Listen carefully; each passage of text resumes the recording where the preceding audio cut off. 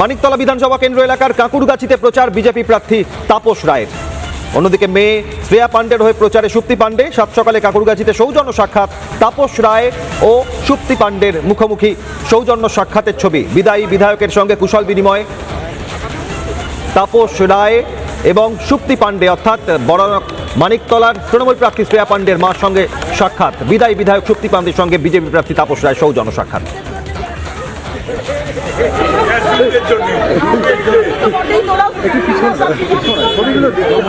তুমি এখানে 231 টাকা বেশি নিচ্ছে, সেইটা তুমি বলো তোমার বন্ধুকে, বান্ধবীকে বলো। ভালো থেকে তুমিও ভালো থেকো। আমার এলাকায় কোন রকম অশান্তি যদি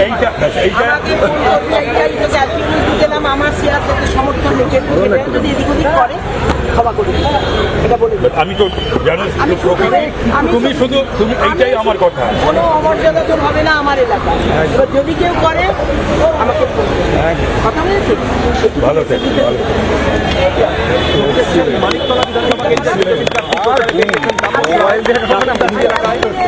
কাঁকুরগাছি এলাকায় প্রচার করছেন মানিকতলা বিধানসভা কেন্দ্রের বিজেপি প্রার্থী তাপস রায়। কাঁকুরগাছিতে প্রচারে বেরিয়ে তখন সাক্ষাৎ বিদায়ী বিধায়ক তৃণমূল প্রার্থী শ্রেয়া পাণ্ডের মা সুপ্তি পাণ্ডের সঙ্গে সাক্ষাৎ। সৌজন্য সাক্ষাৎ তাপস রায় ও সুপ্তি পাণ্ডের। আমরা শত্রুকেও আপ্যায়ন করি, যদিও এটা আমার কি শত্রু আপনার তাপস, তাহলে আমি নামতাম, আমি মেসেজ দিলাম আমার এলাকায় ওর কোনো অমর্যাদা হবে না।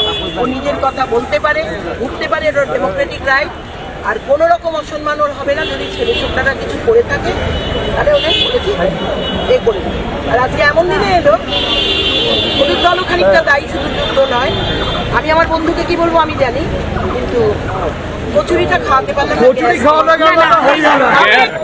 একদম একদম দাদাকে প্রচন্ড শ্রদ্ধা করতে হতো। শুধু তাই নয়, আমি একটা কথা বলি, এই যে প্রণাম করে দাদাকে মালা দিয়ে ভুল করো, কাজে আমি কোনোদিন চাইবো না সেই ছেলেটার অপরাধ। আমরা বিয়ে দিয়ে নিয়ে এসছি, আমাদের জিজ্ঞেস করো না।